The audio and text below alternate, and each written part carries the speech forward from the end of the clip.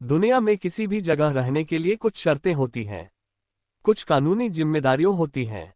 जैसे भारत में रहने के लिए हर भारतीय के पास आधार नंबर होना जरूरी है। विदेशियों के पास यहां रहने के लिए अपने मुल्क का पासपोर्ट और भारत से वीजा मिलना जरूरी है। लेकिन अंटार्कटिका में एक बस्ती ऐसी भी है जहां लंबे वक्त के लिए रहना है तो अपनी अपेंडिक्स को ऑपरेशन करके हटवाना जरूरी शर्त है। अंटार्कटिका बेहद सर्द महाद्वीप है। यहाँ लोग कुछ महीनों के लिए ही रहते हैं, मगर इस सर्द वीराने में भी इंसानों की कुछ बस्तियां आबाद हैं।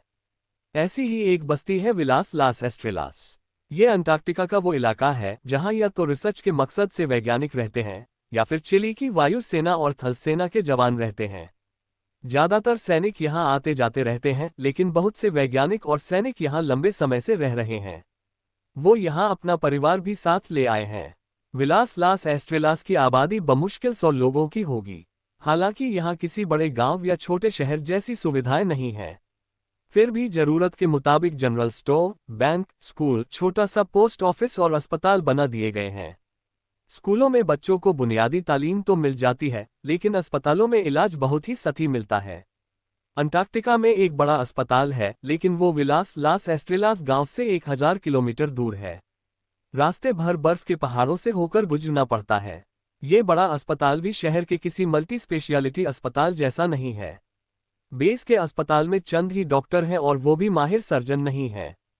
इसीलिए किसी भी तरह की इमरजेंसी से बचने के लिए लोगों को अपेंडिक्स का ऑपरेशन करवाना जरूरी होता है।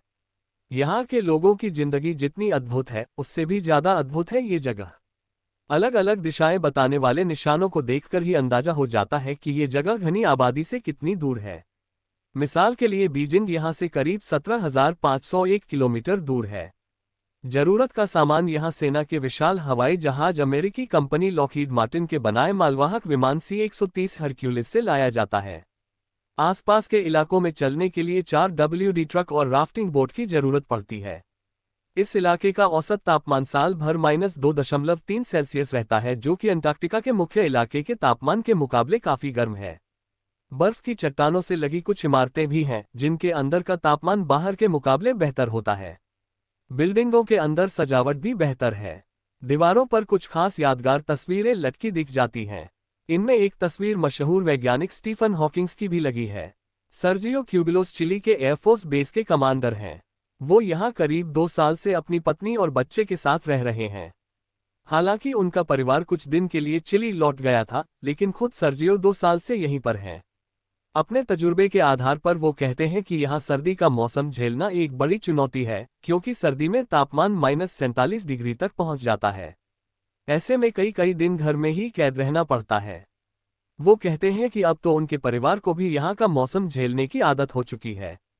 वो अब ना सिर्फ मौसम का मजा लेते हैं, बल्कि अन्य सैनिकों के परिवारों के साथ हैलोवीन जैसे त्योहार भी मनाते हैं। परिवार के साथ रहने वालों को एक और बात का ख्याल रखने की सलाह दी जाती है। खासतौर से सैन्य बेस में रहने वालों को हिदायत दी जाती है कि उनकी पत्नी गर्भवती ना हो, क्योंकि मेडिकल सुविधा के अभाव में कोई भी बड़ी समस्या खड़ी हो सकती है। यहाँ पेंगुइन को इंसानों से खतरा नहीं है। वो बेखौफ घूमती हैं, लेकिन तापमान ज्यादा गिरने पर मरती भी खूब हैं। तापमान गिरने पर समुद्र में भी बर्फ जम जाती है।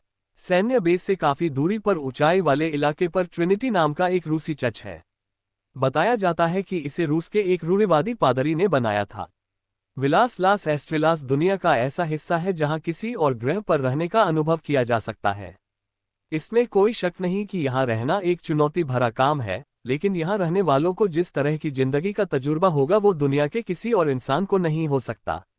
ऐसी ही रोमांचक जानकारी पाने के लिए हमारा चैनल सब्सक्राइब करें और बेल आइकॉन दबाइए, ताकि आने वाली हर जानकारी आपको पहले मिले। और हाँ, लाइक शेयर करना मत भूलें।